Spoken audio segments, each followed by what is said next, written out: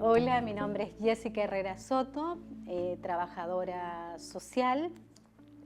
Me he desempeñado por largo tiempo en el ejercicio profesional en temas de violencia sexual, maltrato grave, constitutivo de delito, en dos espacios profesionales, uno que es el Centro de Apoyo y Promoción a la Infancia Paicaví, en donde trabajé hasta el año 2012, y en el Centro de Atención a Víctimas de Violencia en la comuna de Santiago. En paralelo también he desempeñado en labores de docencia en la Escuela de Trabajo Social de la Universidad Católica de Valparaíso, espacio que ha permitido algunas reflexiones, participaciones en algunas investigaciones, en algunos grupos de reflexión, de estudio, que de alguna manera han permitido, junto con estudios posteriores, hacer alguna lectura del fenómeno de la violencia. Y desde ahí quiero hablarles de algunas ideas que tienen que ver con la violencia grave en infancia en el marco de la política pública y particularmente la política de infancia, y algunas reflexiones en torno a la relación entre abuso sexual y explotación, principalmente o más bien focalizado en algunas consideraciones a propósito de pensar el fenómeno de la violencia como un fenómeno complejo, como un fenómeno que se entiende y se comprende en la riqueza de poder mirar su configuración, sus componentes y las interacciones que están allí presentes. Voy a leer algunas cosas y otras las voy a ir explicando. Lo primero es situarnos, ¿cierto?, en que el maltrato físico, psicológico y sexual se encuentran presentes en todas las latitudes del mundo, así lo demuestran distintos estudios, en donde se señala que principalmente las personas afectadas por este fenómeno son las mujeres, los niños y las personas mayores. El informe sobre la situación mundial de la prevención de la violencia de la Organización Panamericana de la Salud del año 2014 así lo corrobora, y también particularmente si nos situamos en los estudios y en las producciones chilenas, el primer informe del Observatorio de Abuso Sexual Infantil, es un estudio del 2016, señala que de los 43.292 ingresos de niños, niñas y adolescentes al Servicio Nacional de Menores durante el periodo enero-diciembre de 2014, un 21% correspondió a víctimas de abuso y explotación sexual. Las cifras nacionales y mundiales nos hablan de porcentajes cercanos al 10% de niños y niñas víctimas de abuso sexual, siendo el principal abusador masculino y la víctima de sexo femenino. Así también hay algunos estudios que dan cuenta que los abusos sexuales suelen darse en la intimidad del hogar de la víctima, en el marco de relaciones de consanguinidad o de cercanía afectiva, generando alto impacto en quienes lo viven.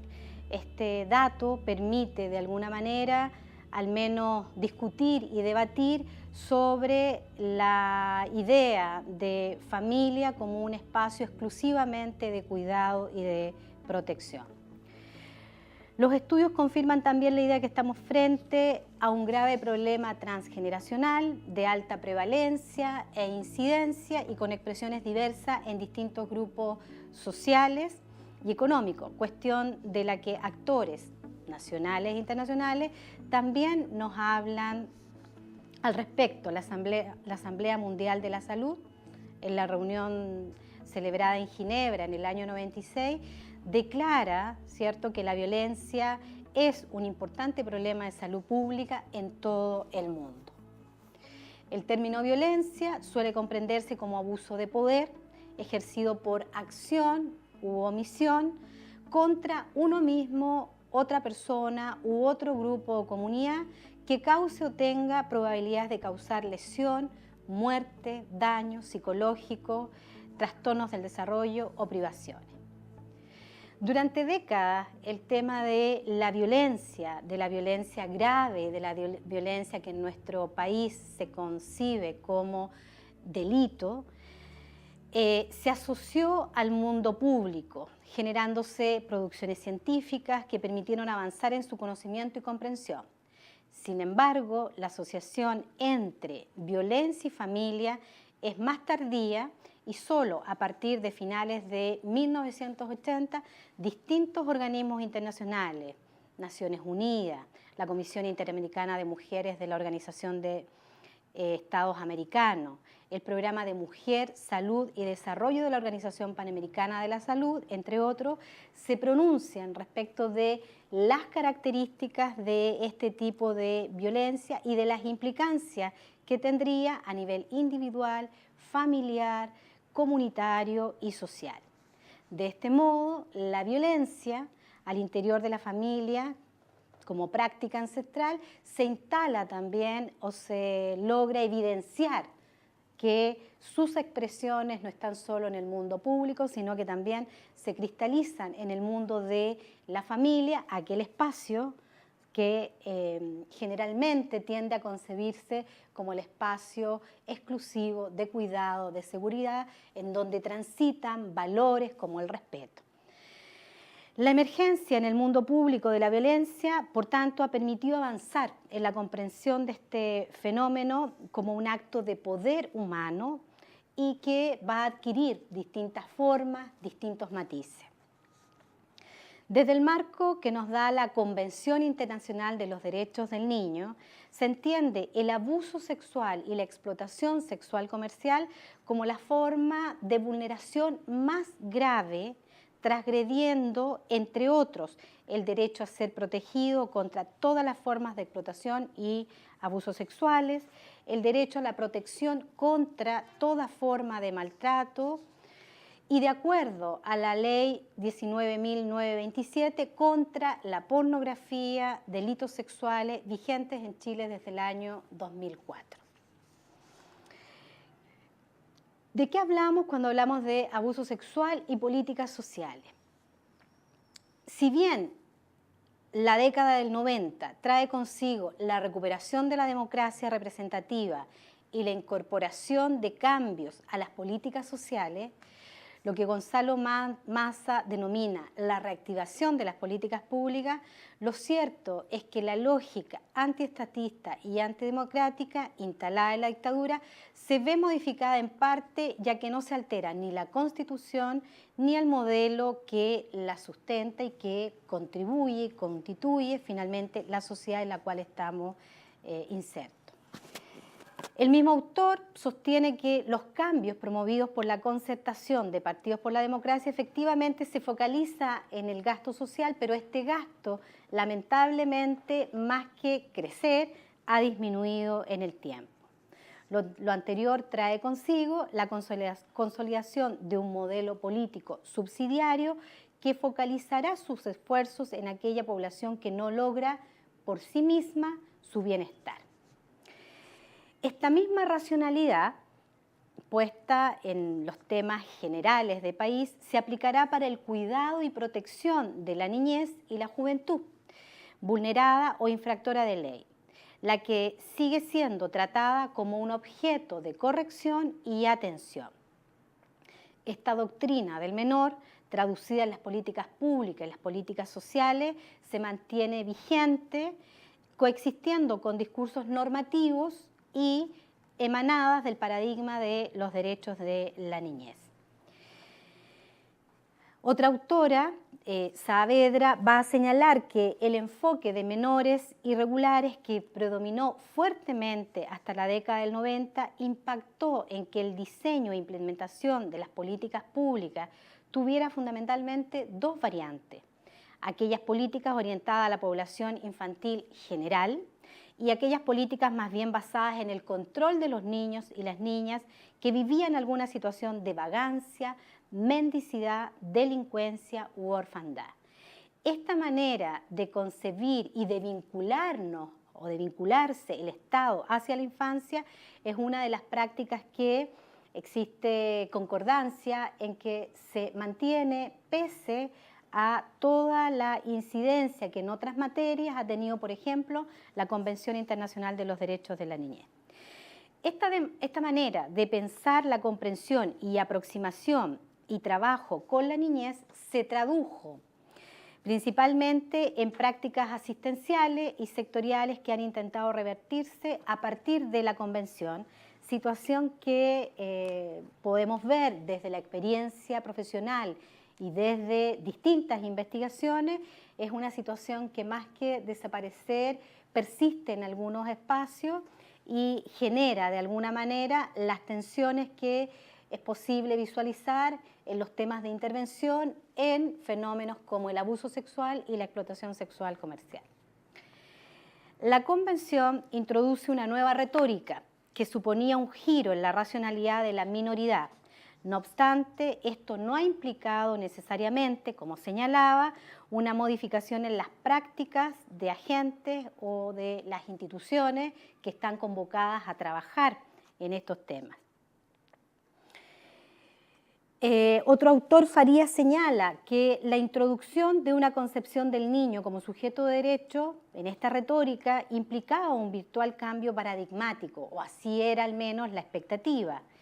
Sin embargo, esta lógica, como venía señalando, es una lógica que no ha logrado aún permear práctica y evidencia, ¿cierto?, algunas contradicciones, algunas tensiones en las formas de intervención.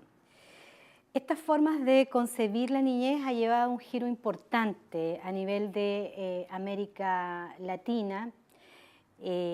situando entonces este enfoque de protección como una manera de pensar las políticas públicas a nivel no solamente latinoamericano, sino que también ha tenido incidencia en Chile. Sumado a este nuevo enfoque hay un giro importante en las políticas que tiene que ver también con esta idea, ¿cierto?, que nos plantean algunos autores respecto de cómo se introduce también la noción de moralidad al interior de la intervención, lo cual va a generar efectos interesantes respecto de cómo se conciben los problemas, cómo se diseñan las maneras de abordar esos problemas y cuáles van a ser finalmente las traducciones, las prácticas asociadas a esto. De la mano con este nuevo enfoque, entonces, los fenómenos sociales van a dejar de explicarse por la crisis económica y política y se van a asociar a situaciones de riesgo. Las consecuencias de estos problemas dejan de comprenderse en términos de pobreza y exclusión y se van a interpretar en términos de vulnerabilidad. Y las soluciones dejan de visualizarse en términos de compensación y reparación y se organizan en torno a la idea de la protección social. Este giro que van a tomar las políticas públicas va a también incidir en las maneras en que se va a comprender el fenómeno del abuso sexual y de la explotación, reduciendo de alguna manera su explicación a componentes más individuales que van a restringir, a simplificar las lecturas que hasta el minuto se vienen realizando sobre estos mismos fenómenos.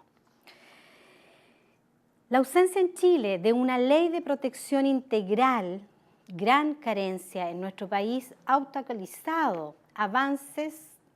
y desarrollos puestos en la perspectiva de la Convención,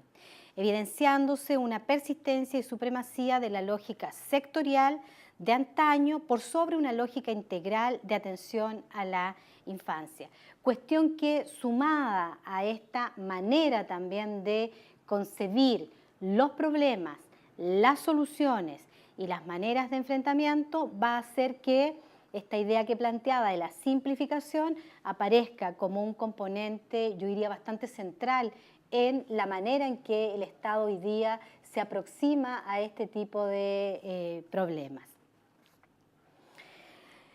Al respecto, Maldonado señala que los esfuerzos del Estado chileno han estado en generar cambios en la medida de lo posible, realizando ajustes y modificaciones, más que en pensar radicalmente cómo se atiende y se trabaja desde la idea de la protección integral de infancia. El modelo de protección que supone CENAME, que es donde se articula la propuesta de abordaje de los temas de abuso y explotación sexual a partir de los años 90 y particularmente del año 98, 2000 en adelante, supone un modelo de complejidad que se articula en torno a tres ejes. El abuso sexual y la explotación comercial se inscriben en los programas de atención especializada en el nivel que se denomina de alta complejidad, entendiendo por esto la presencia de situaciones o conductas que provocan un grave daño a la integridad física y o psicológica de los niños y las niñas. Sin embargo, esta comprensión, ¿cierto?, estaría, desde mi punto de vista, restringida, limitada, a propósito de esta misma manera que tiene la política de protección de vincularse a estos fenómenos, de vincularse a las familias, de vincularse a los niños. ¿Qué quiero señalar con esto? Que en la manera de comprender y en la manera de plantear las propuestas de intervención, identifico las mayores dificultades finalmente para trabajar en razón de esta idea de una lectura y una mirada compleja de los fenómenos como los que estamos revisando. A propósito de mirar quizás un poco más en detalle la particularidad del fenómeno del abuso y de la explotación, me pareció interesante traer a este minuto algunos resultados que arrojó el diagnóstico de abuso sexual y explotación sexual comercial que se realizó el año 2006 entre la Pontificia Universidad Católica de Valparaíso, el Servicio Nacional de Menores y la Corporación de Apoyo y Promoción a la Infancia, en donde se evidencia que el fenómeno del abuso sexual y el fenómeno de la explotación sexual tienen particularidades, pero que también tienen algunos elementos comunes que podrían ayudarnos a pensar también maneras más complejas para pensar la intervención. Voy a señalar algunos que son aspectos, digamos, interesantes. Uno de los primeros resultados que plantea esta investigación es que remitirse a las condiciones materiales de existencia de los niños y las niñas, ¿cierto?, implica pensar que hay condiciones de pobreza, hay condiciones de aislamiento, hay falta de información que operan o podrían operar como factores concatenados entre sí y que, dispuestos de cierta manera, posibilitarían la emergencia de fenómenos como el abuso y la explotación sexual. ¿Qué quiero señalar con esto? Que, si bien es cierto, no es posible señalar una relación lineal causal respecto de esta condición de pobreza, la condición de marginalidad, respecto de la explotación, sí es interesante incorporar esta dimensión para poder comprender la posibilidad de emergencia en razón de los otros elementos que voy a señalar. Un segundo elemento que aporta esta investigación señala que hay condiciones inmateriales de existencia que van a posibilitar también la comprensión de este tipo de fenómenos. Y uno de esos tiene que ver, por ejemplo, con las biografías que tienen las familias, que tienen los adultos protectores y que de alguna manera en esas biografías de las personas con las que fueron parte de esta muestra, muchas de esas biografías daban cuenta de situaciones de abuso, de graves vulneraciones de derechos que al no ser elaboradas también afectaban o impactaban la posibilidad de comprender cómo hoy día el abuso y la explotación se puede dar en sus contextos familiares. Por lo tanto, hay condiciones inmateriales que, sumadas a estas condiciones materiales de existencia, pueden permitirnos comprender la existencia de estos fenómenos. Un tercer elemento tiene que ver con la institución cultural. Y esta institución cultural, ¿cierto?, nos habla en términos concretos de que, por ejemplo, la explotación sexual comercial no necesariamente se entiende como un problema social, o no siempre ha sido considerado un problema social. Hay un concepto, el concepto de la prostitución sexual, que de alguna manera me da la idea que dificulta que este tipo de fenómenos pueda concebirse en la complejidad y en los efectos que puede tener en la vida de los niños, niñas y jóvenes. Las normatividades sociales y los niveles de legitimidades formales e informales que se acompañan a los procesos de integración social basados en modalidades consensuadas integran y resisten modos en los cuales la inversión de esa normatividad y legitimidad pueden operar. ¿Qué quiero decir con esto? Que efectivamente la institución cultural puede operar a favor o en contra de mejor comprender este tipo de fenómenos. Y si seguimos pensando o leyendo la explotación como un fenómeno de prostitución, por lo tanto reducimos de alguna manera la complejidad que allí se puede advertir desde esta otra mirada. Por lo tanto, es interesante también pensar cómo estas instituciones culturales persisten en la manera en que también el Estado, las instituciones colaboradoras desde las cuales se instalan y se trabajan este tipo de fenómenos, también pueden ser o productoras de nuevas comprensiones y nuevas prácticas o reproductoras de estas maneras culturales en las que se ha entendido el fenómeno de la violencia en general. Un quinto elemento tiene que ver con, un quinto elemento tiene que ver con las fronteras difusas entre el abuso y la explotación. La distinción entre ambos fenómenos parece constituirse desde el espacio del intercambio, de la transacción que se genera. Efectivamente, en el abuso sexual y en la explotación se generan procesos como el proceso de intercambio material, el proceso de intercambio económico puesto en la situación de explotación. Esta posición se traduciría en que de alguna forma en la explotación sexual las niñas y los niños reciben una gratificación que minimizaría la percepción o la autopercepción que tienen como víctimas. Y por lo tanto invisibiliza el carácter de delito que esta situación tiene. Situación que se va a vivir de manera distinta en el abuso sexual, en donde al no estar presente esa